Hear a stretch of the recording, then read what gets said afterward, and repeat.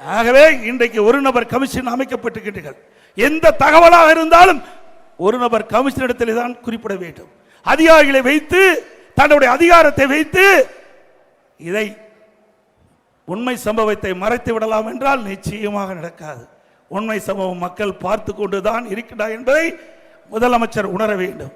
அது மட்டுமல்ல, அங்கே இருக்கின்ற கரூர் நகரத்தில் இருக்கின்ற அங்கே இருக்கின்ற ஒரு முன்னாள் அமைச்சர் ஏன் பதற மடியில கனம் இல்ல, வழியில பயம் இல்ல, அப்படி இருக்க வேணும்.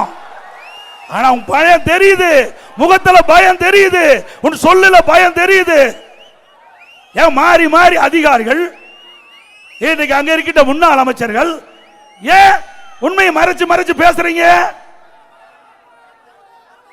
ஆக இதற்கெல்லாம் 2026 சட்டமன்ற தேர்தலில் பொதுமக்கள் தகுந்த பதிலடி கொடுப்பார் என்பதை மட்டும் எண்ணி பார்க்க வேண்டும்.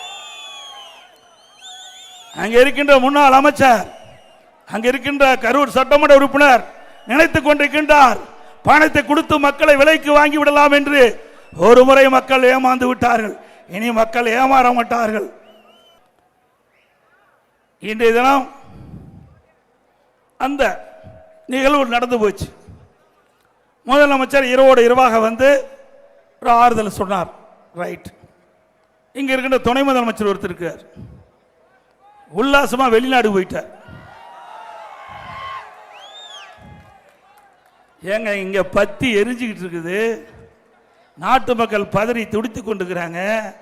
உடனே தனி விமானத்தை பிடிச்சி வர்றாரு திருச்சி. உடனே கரூருக்கு வராரு, பார்த்தாரு, விமானத்தில் ஏறி போயிட்டார். இவரெல்லாம் நாட்டை ஆண்டா நாடு உருப்படியா இருக்குமா?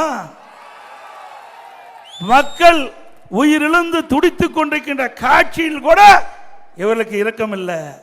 இவர்களுக்கு உல்லாச சுற்றுப்பயணம் தான் முக்கியம், நாட்டு மக்கள் முக்கியம் இல்லை. இன்றைக்கு ஒவ்வொருவரும் சிந்திக்க வேண்டிய நேரம் வந்து விட்டது. இவர்கள் எப்படிப்பட்டவர் என்று நாட்டுக்கு அடையாளம் காட்டப்பட்டு வருகிறது என்பதை நாம் உணர வேண்டும்.